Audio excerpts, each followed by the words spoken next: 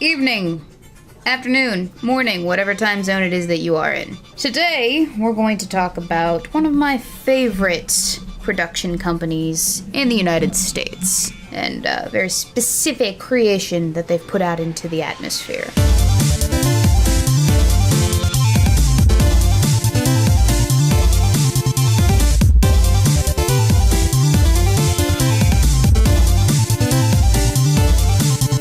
Let the demonetization process begin! Once upon a time, in a faraway land, there was a magic kingdom that prospered through its commitment to two simple ideals, duty and devotion. Star Kids Production is the 10-year-old community theater company based out of Chicago, Illinois, best known for their production, A Harry Potter Musical. Harry Potter! Detention! For talking out of turn. Probably seen it on the internet, or at least memes of it on the internet. Professor, can like a person be a portkey? No, that's absurd. Because then if a person were to touch themselves... With most, if not all, of their original productions available online to worldwide audiences, just to enjoy. They use their own scripts, songs, and musical inspired by pop culture and have produced such spectacular works, if I do say so myself, as Me and My Dick, which is basically what you'd venture to guess the Big Mouth is loosely inspired by, only so much better. I am desperately in love with you. If you had half a brain, you would sweep me off my feet and carry me to some Caribbean island and make wild, passionate love to me till I die a naked and sexy death. Starship, which is what would happen if The Little Mermaid were to be mashed together with Ridley Scott's Aliens.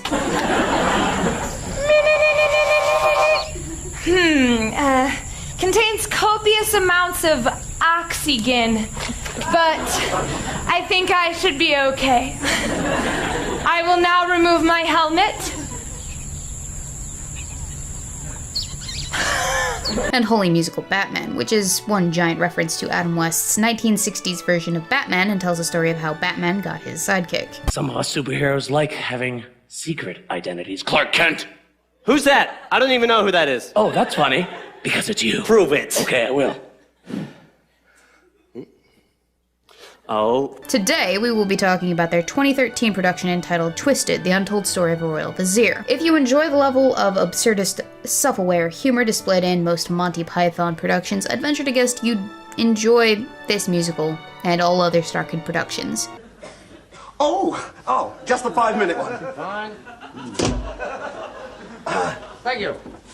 Anyway, I did. You most certainly did not. Now, let's get one thing quite clear. I most definitely told you. You did not. Yes, I did. You did not. Yes, I did. Didn't. Yes, I did. Didn't. Yes, I did. No, this isn't an argument. Twisted essentially takes a Wicked-like revisionist approach to the 1992 Disney movie Aladdin and shows Disney exactly the right way to reboot their content in such a way that actually works, while doing it on a considerably smaller budget. While Aladdin tells the story of two lovers from completely different worlds navigating their relationship through trumped-up political shenanigans to a happy conclusion, Twisted turns this completely watered-down Disney trope on its head, complete with a heavy dose of self-awareness, pop culture references, and anti-PC approaches to commentary on the entertainment industry. The 2Ds. For many years, the kingdom stood as a shining beacon for artisans, craftsmen, and storytellers who all flocked to the land with a dream to uphold the sacred 2Ds. Twisted tells the story of Jafar. Fuck you! Fuck you! Fuck you! Fuck you! The misunderstood, ugly, and knowledge-valuing would-be do-gooder, and of his endeavors to drain the swamp that is the corrupted political system of the Magic Kingdom. I don't we have enough to eat? Why are we dying in the street? Why does my baby always cry? Why did my mommy have to die? Mine too! Mine too! Mine too! Mine too! Mine too! Whose efforts do actually, in fact, prove fruitful in the end with a merger treaty between the Magic Kingdom and the distant kingdom of Pixar, whose head of state is the Prince Ahmed, who becomes affectionately referred to as the Tiger Fucker due to events we got to see in the original movie that were hilariously misunderstood by everyone in the cast. Good luck marrying her off. Take a look at this. Tell me, what do you see? Your hard boxer shorts, my liege. What else? Your ass cheeks, my lord. This incident is initiated after his meeting the Princess Jasmine as a potential suitor for her. Now, Princess Jasmine is the caricature personification of what we've come to know as the internet rich bitch complete with a victim complex. Being a princess is so stifling. She is the epitome of 16-year-old entitled, spoiled rotten, high maintenance, yet somehow highly unaware of her own good life millennial. You know exactly the type I'm talking about. Shroud of silk, my lady.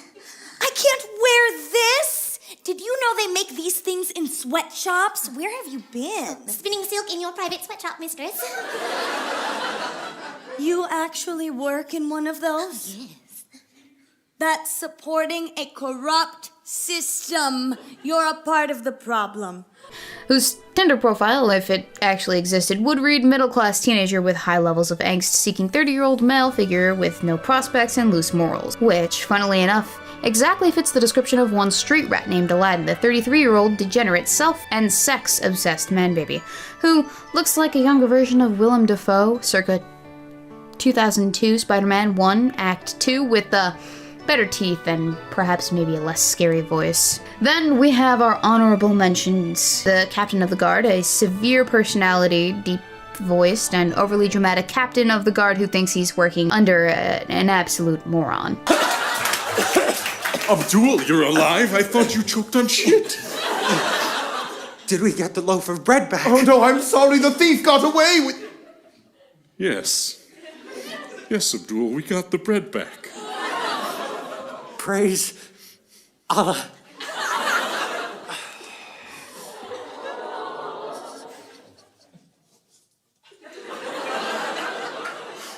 This is all your fault, Jafar. My fault? How is this my fault and not that thief's? There wouldn't be any thieves if you fixed the socioeconomic inequality like you promised. The Sultan, a favorite of mine who's an astounding level of hype throughout the scenes in the first act and subsequent procurement of his character, was subversive to say the least. The Thief, another carryover from the original movie. He's, well, you've met Watto from the prequels, because that's basically Watto from the prequels. The Genie, the single greatest excuse for rapid-fire pop culture references the world has, frankly, ever seen. I feel lucky. Well, do you, Punk? Yes, I do feel lucky. I've got a magic gene. But I think he might be a fucking moron.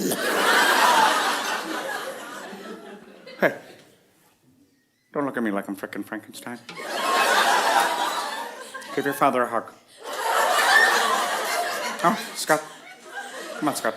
And finally, Scheherazade, an actual original character, not in the original movie as far as I'm aware, who fulfills the role of Jafar's love interest and his motivations for action during the plot, as well as gives us the most adorable meet-cute we've ever seen. It's not often that you hear of two people getting together through the act of cropping, as outlined in the ancient Assyrian law and Babylonian Code of Hammurabi, dictated the removal of a person's ear as punishment for crimes. Overall, I think this is one of the most clever and well thought out pieces of content on the internet.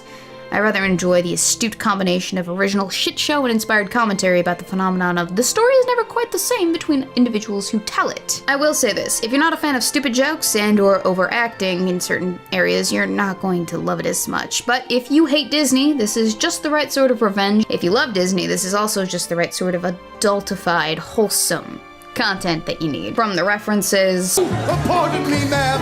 Oh, that's all right. Just try to keep your fat face out of that motherfucking book. The subtle commentary about the entertainment industry layered beneath a well-executed parody plot. But you can no longer afford such arrogance. Consider your kingdom's greatest exports over the last 10 years. Toys, exotic fish, trash-compacting robots, and other such incredibles.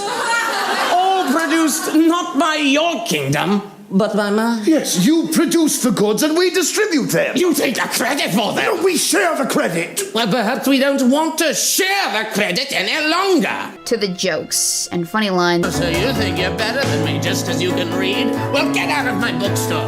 We don't like your kind in here anyway. What about the book? Keep it, and may the rats ejaculate upon you. Thank you. The fourth wall breaks. Off with his head. No, I don't want to get my head chopped off. So I'm going to combine this bottle of potassium chlorate and this bottle of sodium bicarbonate. It will create a large cloud of smoke, which I'll use as a cover to make my escape. It will look as if something magical has happened, but it's simply a chemical reaction, not sorcery. Chemistry. And poof! And awareness. Dream a little harder when things are looking dire. If you dream a little harder, success is guaranteed. If you are sure of your intention, some magic intervention will give you the edge that you need. This takes elements from the original Aladdin movie and implements them in the musical as, say, political realism following the story of a humiliated Prince Ahmed and the reimagining of Jafar's character to make him seem more sympathetic through flashbacks that make it real quick. With such fantastic musical numbers as the premature tragic backstory of David Sherratt in about a decade's time, orphaned at 33. You ought to know I have no mom or dad. They died earlier this year. Now I'm an orphan. The life lesson we all need. A song is a dick in sheep's clothing. Interestingly enough, you will not find this on the listed soundtrack of the musical, mainly because it's about 15 seconds long. Be wary of young boys who whip out their songs. A song is often a prelude to a dick. A song is a dick in sheep's clothing. And if you are ever in doubt, just remember this song. A song is a dick in sheep's clothing. A song means a dick is on the way. The subliminal message song, Take Off Your Clothes. Here in the stars above, reflect our love. They want me to take off my clothes. And so many more pivotal sound bites. Hey, you in the audience. Do you have any fanfictions, movies, books, and or other mediums of entertainment that you would like for me to suffer through? Or perhaps critique and endorse? Let me know using the comments section and or using one of the many links that you can find in the description down below.